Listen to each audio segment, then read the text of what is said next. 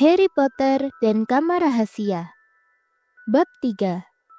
The Burrow. Ron, Desa Harry merayap ke jendela dan mendorongnya ke atas agar mereka bisa bicara lewat jeruji. Ron, bagaimana kau? Apa ini? Harry ternganga ketika sadar sepenuhnya apa yang dilihatnya. Ron menjulurkan tubuhnya dari jendela belakang mobil tua berwarna hijau Tosca yang diparkir di tengah udara. Fred dan George, kakak kembarnya, nyengir kepada Harry dari tempat duduk depan. "Baik-baik saja, Harry. Apa yang terjadi? Kenapa kau tidak membalas surat-suratku? Sudah 12 kali ku minta kau datang. Kemudian Dad pulang dan bilang kau mendapat peringatan resmi gara-gara menggunakan sihir di depan Muggle." Tanya Ron. Bukan aku. Dan bagaimana dia tahu? "Dia kerja di Kementerian Sihir. Kau kan tahu kita dilarang menggunakan sihir di luar sekolah," kata Ron. Aneh juga kau ngomong begitu.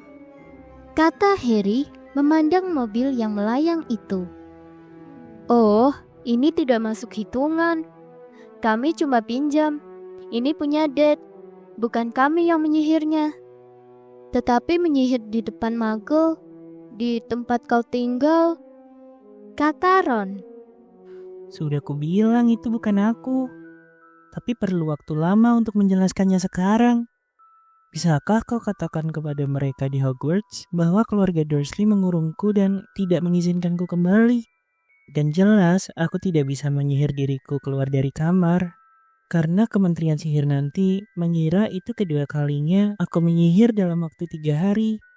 Jadi, "Berhenti ngoceh. Kami datang untuk membawamu pulang bersama kami," kata Ron. tapi kalian juga tidak bisa menyihirku bebas. "Tidak perlu," kata Ron, mengedikkan kepalanya ke arah tempat duduk depan sambil menyeringai. "Kau lupa siapa yang bersamaku? Ikat ini di sekeliling jeruji-jeruji itu," kata Fred melempar ujung seuntai tambang kepada Harry. Kalau keluarga Dursley bangun, mati aku. Kata Harry ketika dia mengikatkan tambang erat-erat ke satu jeruji sementara Fred menekan pedal gas kuat-kuat. "Jangan khawatir. Sekarang kau mundur," kata Fred. Harry mundur ke tempat remang-remang di sebelah Hedwig. Hedwig rupanya menyadari betapa pentingnya kejadian ini sehingga dia diam tak bersuara. Deru mobil semakin keras dan mendadak dengan bunyi berkelontangan, jeruji-jeruji itu berhasil dicabut dari jendela sewaktu Fred meluncurkan mobil ke atas. Harry berlari kembali ke jendela dan melihat jeruji itu bergelantungan kira-kira semeter dari tanah. Terengah-engah, Ron menariknya ke dalam mobil. Harry mendengarkan dengan cemas, tetapi tak terdengar suara dari kamar tidur keluarga Dursley. Ketika jeruji sudah aman di tempat duduk belakang bersama Ron, Fred memundurkan mobil sedekat mungkin ke jendela Harry. "Masuk," kata Ron. Tetapi semua keperluan Hogwartsku, tongkatku, sapuku, "Di mana?" dikunci di lemari bawah tangga. Dan aku tidak bisa keluar dari kamar ini. "Tak jadi soal," kata George dari tempat duduk depan. "Minggir, Harry." Fred dan George memanjat hati-hati lewat jendela, masuk ke kamar Harry. Harry kagum melihat George mengeluarkan jepit rambut biasa dari sakunya dan mulai mengotak-atik kunci pintu. Banyak penyihir menganggap mempelajari trik Muggle semacam ini buang-buang waktu. Tapi menurut kami, ini kecakapan yang layak dipelajari, walaupun agak lambat, kata Fred.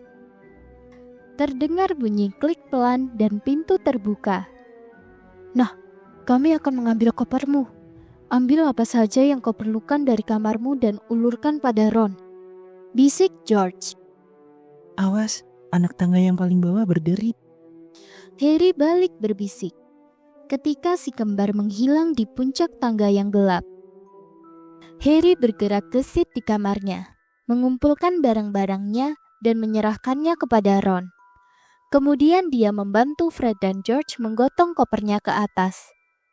Harry mendengar Paman Vernon terbatuk.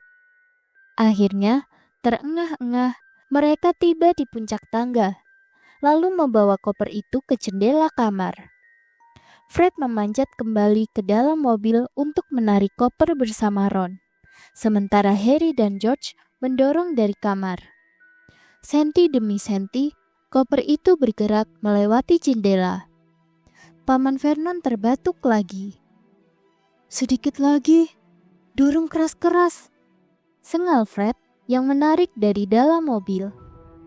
Harry dan George mendorong koper itu dengan bahu, dan koper itu pun meluncur dari jendela ke tempat duduk belakang mobil. "Oke, kita berangkat," bisik George. Tetapi ketika Harry memanjat ambang jendela, terdengar jerit nyaring di belakangnya, diikuti gelegar suara Paman Vernon. "Burung hantu sialan." Aku lupa Hedwig. Harry berlari kembali ke seberang kamar ketika lampu di atas tangga loteng menyala. Dia menyambar sangkar Hedwig, berlari ke jendela dan menyerahkannya kepada Ron. Dia sedang memanjat lemari lacinya ketika Paman Vernon menggedor pintu yang sudah tak terkunci, dan pintu berdebam terbuka. Sedetik Paman Vernon berdiri terpaku di depan pintu, kemudian dia melenguh seperti banteng terluka dan melesat mengejar Harry, menyambar pergelangan kakinya. Ron, Fred, dan George meraih lengan Harry dan menarik sekuat tenaga. "Betul dia kabur." Raung Paman Vernon. Weasley bersaudara menyentak keras sekali dan kaki Harry terlepas dari cengkraman Paman Vernon. Begitu Harry sudah di dalam mobil dan membanting pintunya menutup, Ron berteriak, "Ayo, tancap Fred!" Dan mobil itu tiba-tiba saja meluncur menuju bulan. Harry tak bisa mempercayainya. Dia bebas. Dia menurunkan kaca jendela mobil dan angin malam mengibarkan rambutnya. Dia memandang atap rumah-rumah di Private Drive yang semakin menjauh. Paman Vernon, Bibi Petunia, dan Dudley. Ketiganya menatap terpana dari jendela kamar Harry. Sampai jumpa musim panas tahun depan. Seru Harry. Weasley bersaudara terbahak, dan Harry bersandar kembali ke tempat duduknya nyengir lebar sekali. Keluarkan Hedwig. Dia bisa terbang mengikuti kita. Sudah lama sekali dia tidak punya kesempatan merentangkan sayapnya, katanya kepada Ron. George menyerahkan jepit rambut kepada Ron, dan sesaat kemudian Hedwig sudah meluncur riang gembira dari jendela mobil, lalu melayang-layang mengikuti mereka seperti hantu. "Jadi, bagaimana ceritanya, Harry? Apa yang terjadi?" kata Ron tak sabar. Harry menceritakan kepada mereka semua tentang Dobby, peringatan yang diberikannya kepada Harry, dan musibah puding violet. Terjadi kesunyian yang panjang setelah Harry mengakhiri ceritanya. Mereka pun kaget. "Sangat mencurigakan," kata Fred akhirnya. "Jelas mengada-ngada," George menyetujui.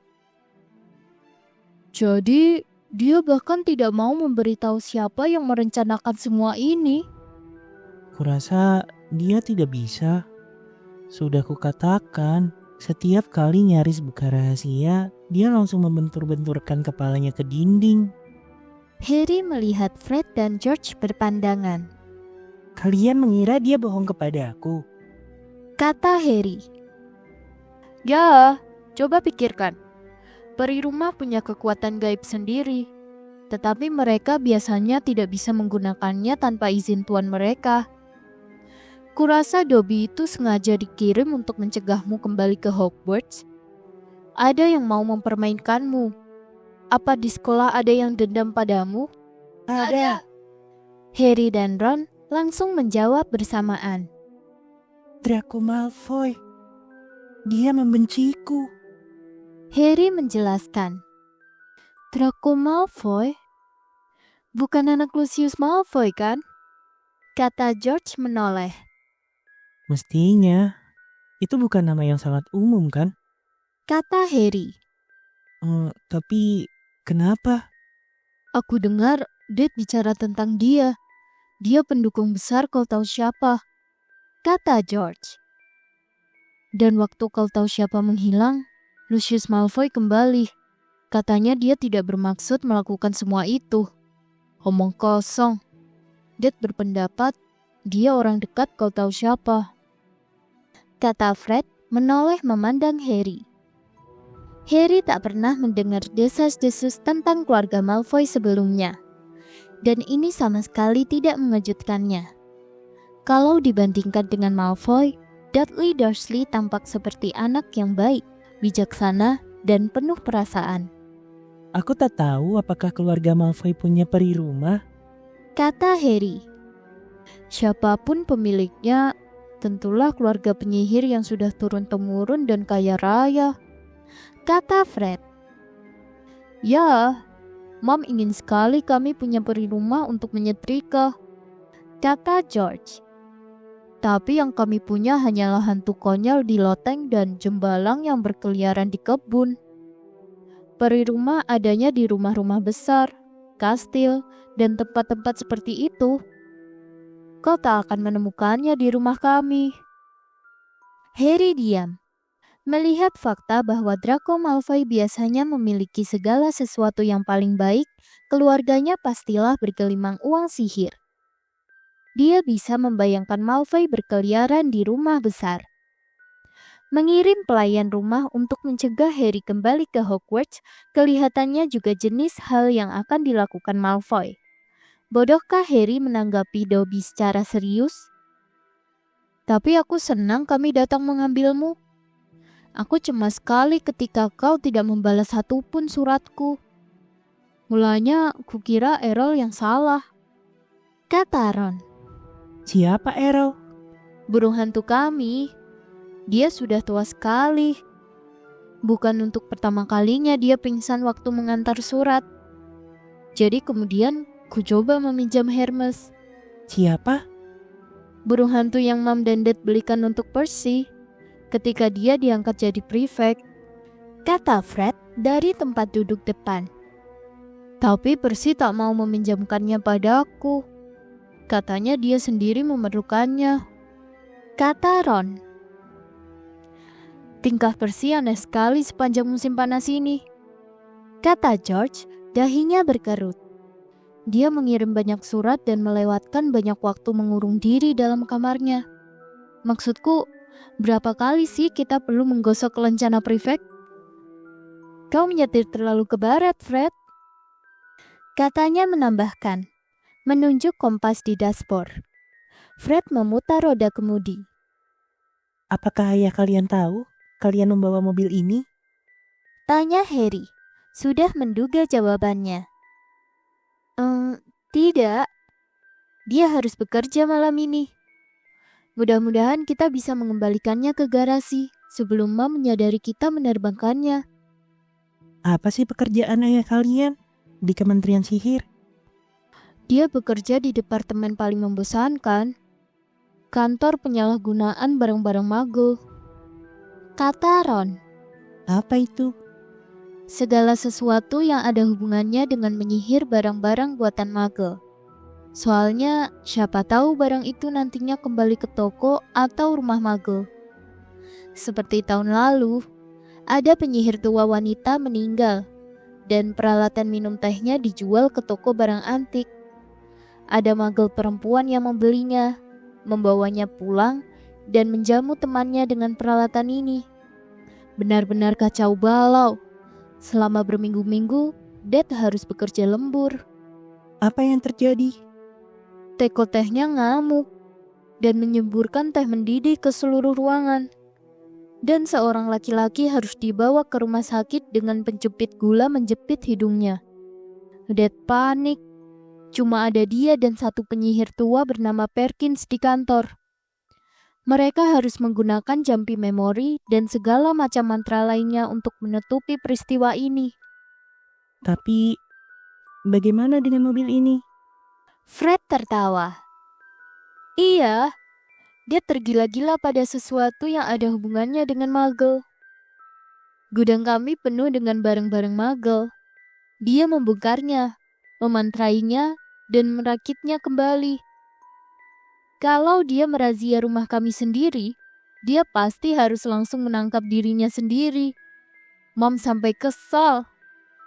Itu jalan utamanya, kata George menyipitkan mata, memandang ke bawah melalui kaca depan.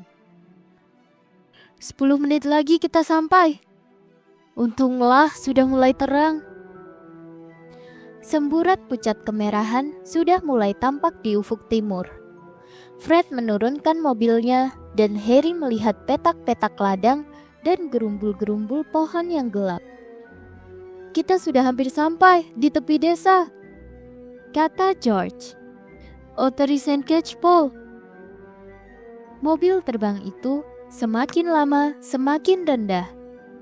Tepi lingkaran matahari yang merah jingga sekarang berkilau di antara pepohonan.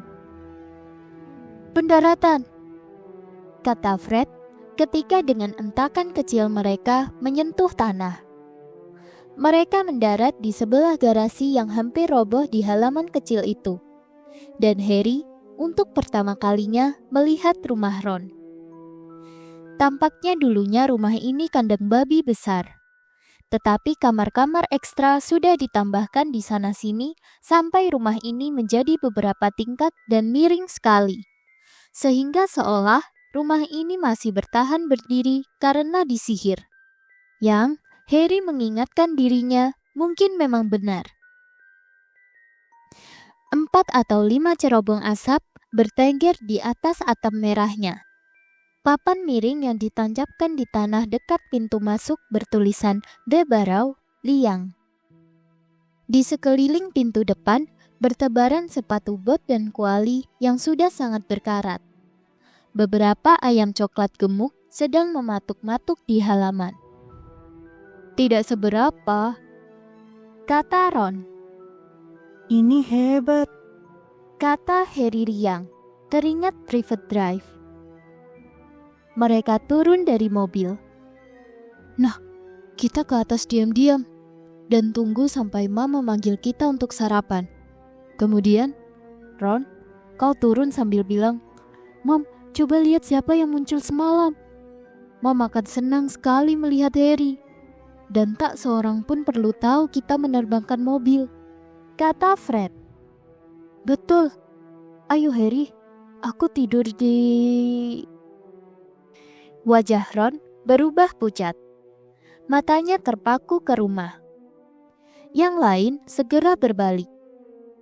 Mrs. Weasley berjalan tegap menyeberangi halaman, membuat ayam-ayam menyebar. Untuk wanita pendek, gemuk, berwajah ramah, mengherankan sekali betapa miripnya dia dengan harimau bergigi pedang sekarang. Fred dan George pun mengerang.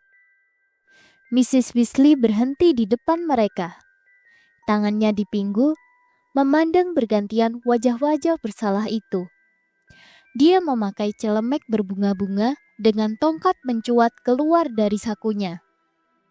Jadi, katanya. Pagi, Mom, kata George dengan suara yang dianggapnya riang membujuk. Tahukah kalian betapa cemasnya aku? Kata Mrs. Weasley dalam bisikan maut. Maaf, Mom, tapi soalnya kami harus... Ketiga anak Mrs. Weasley lebih tinggi daripadanya. Tetapi mereka mengerut ketika kemarahannya meledak. Tempat tidur kosong. Tak ada pesan, mobil lenyap, bisa tabrakan. Gila rasanya aku saking cemasnya. Apa peduli kalian? Belum pernah seumur hidupku. Tunggu sampai ayah kalian pulang. Kami tak pernah dapat kesulitan begini dari Bill atau Charlie atau Percy. Prefect Percy yang sempurna, gumam Fred. Kau seharusnya mencontoh Percy, teriak Mrs. Weasley menusukkan jari ke dada Fred. Kau bisa mati. Kau bisa kelihatan. Kau bisa membuat ayahmu kehilangan pekerjaannya. Kemarahan Mrs. Weasley rasanya berlangsung berjam-jam. Dia berteriak-teriak sampai serak sebelum menoleh pada Harry yang mundur menjauh. Aku senang sekali bertemu kau, nak.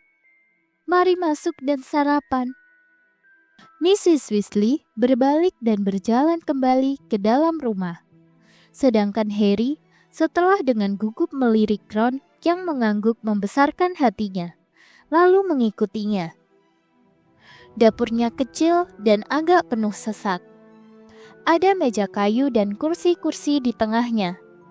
Dan Harry duduk di tepi tempat duduknya, memandang berkeliling. Dia belum pernah berada dalam rumah penyihir. Jam dinding di depannya cuma punya 1 jarum dan sama sekali tak ada angkanya. Menyitari tepinya ada tulisan-tulisan seperti waktu membuat teh, waktu memberi makan ayam-ayam, dan kau terlambat. Buku-buku ditumpuk 3-3 di atas rak perapian. Buku-buku dengan judul seperti Sihir Sendiri Kejumu, Jampi-jampi dalam memanggang, dan Sajian dalam semenit. Sungguh ajaib. Dan kecuali telinga Harry mengelabuinya, radio tua di sebelah tempat cuci piring baru saja mengumumkan bahwa acara berikutnya adalah Jam Sihir dengan penyanyi penyihir wanita terkenal Celestina Warbeck. Mrs. Weasley mondar-mandir dengan berisik, menyiapkan sarapan dengan agak serampangan, memandang sebal anak-anaknya sementara dia melemparkan sosis ke dalam wajan. Sekali-sekali dia menggumamkan kalimat seperti, "Tak tahu apa yang ada di pikiran kalian, dan tak akan pernah mempercayainya." "Aku tidak menyalahkanmu, nak," katanya meyakinkan Harry, menuang 8 atau 9 sosis ke dalam piringnya. "Arthur dan aku mencemaskanmu juga. Baru semalam kami katakan kami sendiri akan datang menjemputmu kalau sampai hari Jumat kau tidak membalas surat Ron. Tapi sungguh kelewatan." Sekarang dia menambahkan 3 telur goreng ke piring Harry. "Menerbangkan mobil ilegal, menyeberang separuh negeri. Bisa kelihatan siapa saja." Dia menjentikkan tongkatnya sambil lalu ke perabot di tempat cuci piring yang langsung mulai mencuci sendiri, berdentang-denting lembut di latar belakang. "Langit mendung, Mam," kata Fred. "Jangan bicara waktu makan," bentak Mrs. Weasley. "Dan kau juga," kata Mrs. Weasley, tetapi ekspresi wajahnya lebih lembut ketika dia mulai mengiris roti untuk Harry dan mengolesinya dengan mentega. "Ginny, adikku, dia ngomong tentang kau terus sepanjang musim panas," kata Ron pelan kepada Harry. "Iya, dia mau minta tanda tanganmu, Harry," Fred nyengir. Tetapi dia menangkap pandangan ibunya dan segera menundukkan wajah di atas piringnya, tanpa berkata apa-apa lagi. Tak ada lagi yang dibicarakan sampai keempat piring bersih dalam waktu yang singkat sekali. Ya ampun, aku capek," George menguap. Akhirnya meletakkan pisau dan garpunya. "Aku mau tidur dan..." "Tidak boleh. Salahmu sendiri kau tidak tidur semalaman. Kau akan membersihkan jebalang di kebun untukku. Mereka sudah tak terkontrol lagi." "Oh, Mom. Dan kalian berdua juga," katanya mendelik pada Ron dan Fred. "Kau boleh tidur, nak," katanya menambahkan kepada Harry. "Kau tidak meminta mereka menerbangkan mobil brengsek itu." Tetapi Harry yang sama sekali tidak mengantuk, buru-buru berkata, Saya akan membantu Ron. Saya belum pernah melihat pembersihan jembalang. Kau baik sekali, Nak. Tapi itu pekerjaan membosankan, kata Mrs. Weasley. Coba kita lihat dulu apa kata Lockhart tentang masalah ini. Dan dia menarik sebuah buku berat dari tumpukan di atas rak perapian. George mengerang. Mom, kami sudah tahu bagaimana membersihkan kebun dari jembalang. Harry memandang sampul buku Mrs. Weasley. Judulnya ditulis dengan huruf-huruf emas indah. Penuntun Penanganan Hama Rumah Gilderoy Lockhart. Di sampul buku itu terpampang foto besar penyihir yang amat tampan, dengan rambut pirang berombak dan mata biru cerah. Seperti biasanya, di dunia sihir, foto itu bergerak-gerak. Si penyihir yang Harry duga adalah Gilderoy Lockhart tak henti-hentinya mengedip nakal kepada mereka semua. Mrs. Weasley menunduk tersenyum kepadanya. Oh, dia hebat sekali. Dia tahu betul tentang hama-hama rumah. Ini buku yang bagus sekali, katanya. Mom naksir dia, kata Fred dalam bisikan yang sangat jelas. Jangan ngaco, Fred, kata Mrs. Weasley, pipinya merona merah jambu. Baiklah, kalau kalian merasa lebih tahu dari Lockhart, kalian boleh keluar dan langsung mulai. Awas kalau sampai masih ada satu saja jembalang di kebun waktu aku memeriksanya nanti. Menguap dan menggerutu, Ron dan kedua kakaknya berjalan ogah-ogahan keluar, diikuti Harry. Kebun mereka luas, dan dalam pandangan Harry, begitulah seharusnya kebun. Keluarga Dursley tidak akan menyukainya. Ada banyak ilalang. Rumputnya perlu dipotong, tetapi ada pohon-pohon yang batangnya berbonggol-bonggol di sekeliling tembok. Tanaman-tanaman yang belum pernah dilihat Harry melimpah dengan lebatnya dari setiap petak bunga. Dan ada kolam besar penuh kodok. Muggle juga punya jembalang kebun. Harry memberitahu Ron ketika mereka menyeberang ke kebun. Ya, aku sudah melihat apa yang mereka sebut jembalang, kata Ron, membungkuk dengan kepala tenggelam di semak bunga peoni. Seperti Santa Claus gemuk membawa tangkai pancing.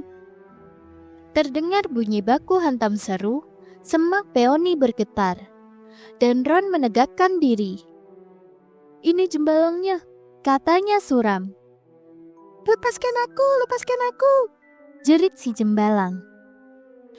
Makhluk itu sama sekali tidak seperti Santa Claus, melainkan bertubuh kecil, kulitnya kasar, dengan kepala besar botak menonjol persis kentang.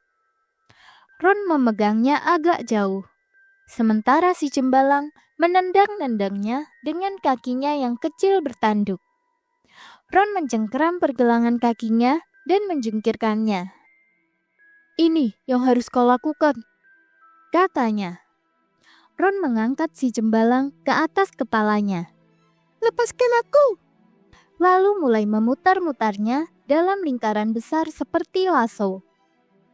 Melihat kekagetan di wajah Harry, Ron menambahkan, ini tidak melukai mereka. Kau cuma harus membuatnya benar-benar pusing supaya mereka tidak bisa menemukan jalan pulang ke lubang jembalangnya.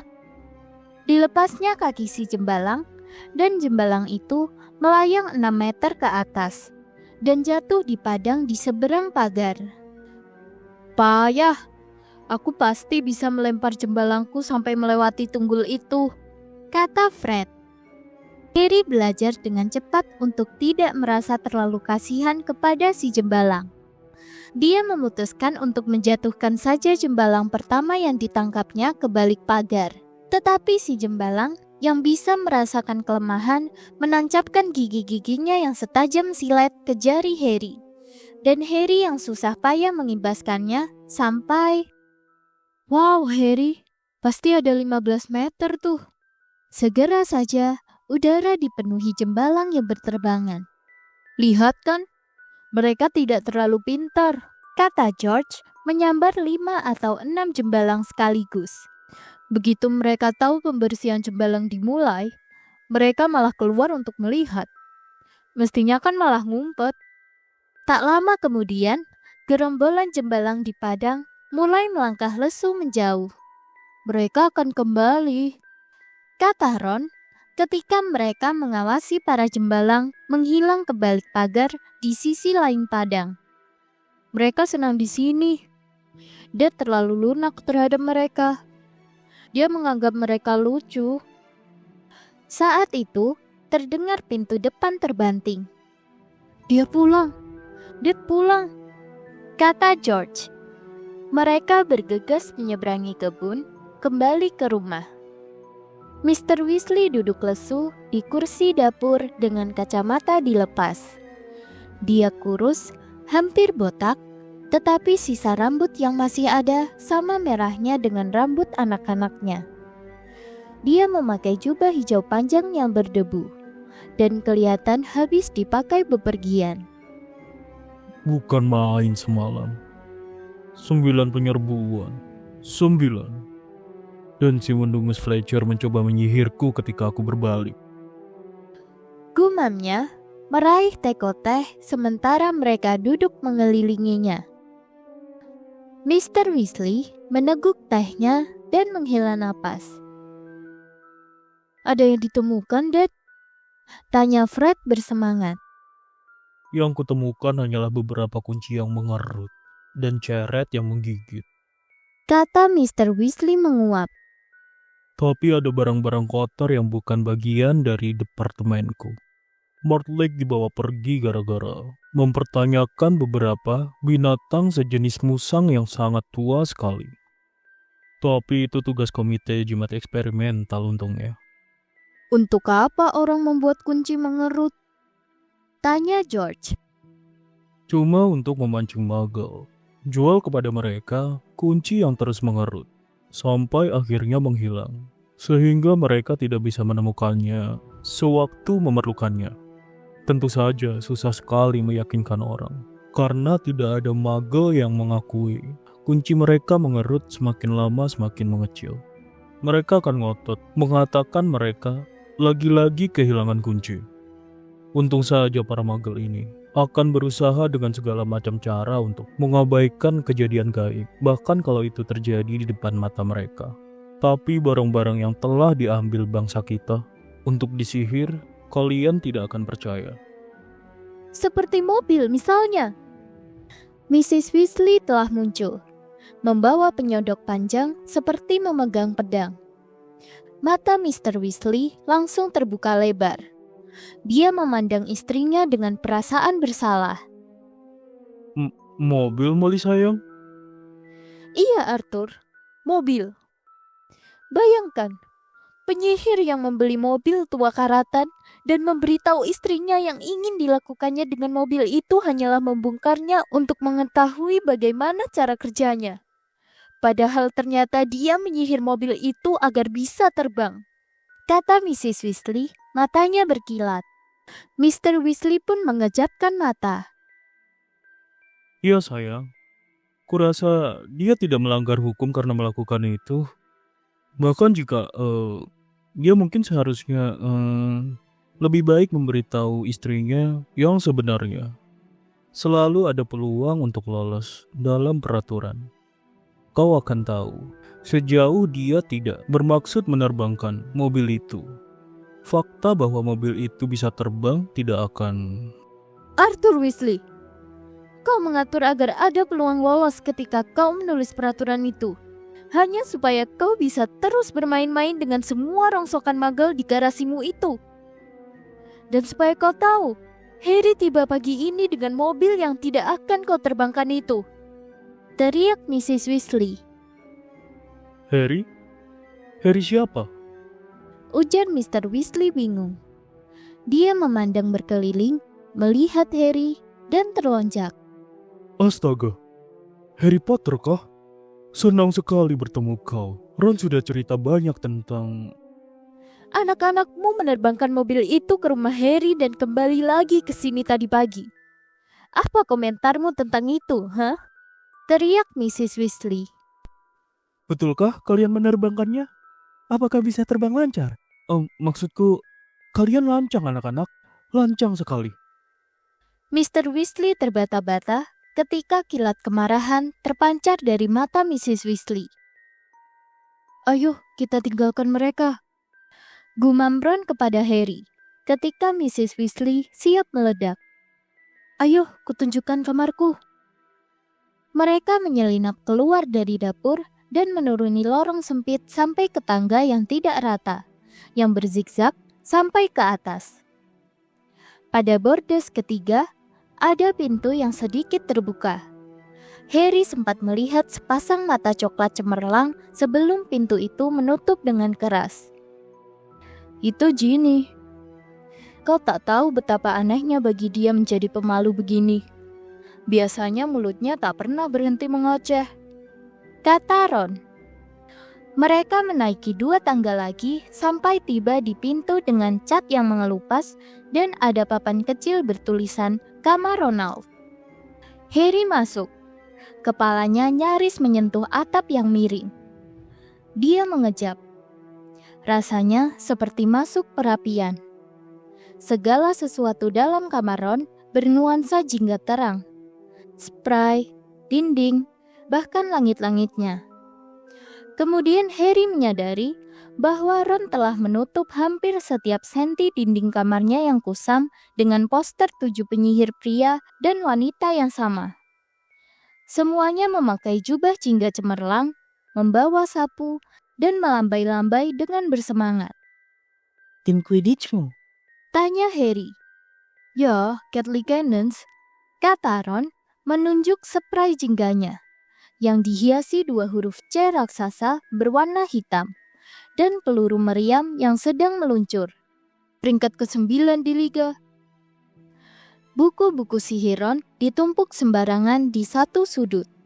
Di sebelah setumpuk komik yang semuanya tampaknya mengisahkan petualangan Martin Mix, si magel gila. Tongkat sihir Ron terletak di atas tangki ikan penuh telur kodok di ambang jendela. Di sebelah tikus gemuknya, Scabbers, yang sedang tiduran di sepetak sinar matahari. Harry melangkahi satu pak kartu mengocok sendiri di lantai dan melongok keluar dari jendela yang kecil mungil. Di padang jauh di bawah, dia bisa melihat serombongan cembalang menyelinap lewat pagar tanaman. Satu demi satu kembali ke kebun keluarga Weasley. Kemudian dia menoleh memandang Ron, yang menatapnya dengan gelisah, seakan menunggu komentarnya. Kamarnya agak kecil, tidak seperti kamarmu di rumah Muggle, dan persis di bawah tempat si hantu loteng. Dia selalu memukul-mukul pipa dan mengerang-ngerang.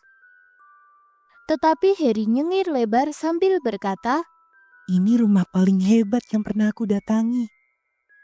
telinga Ron langsung merah.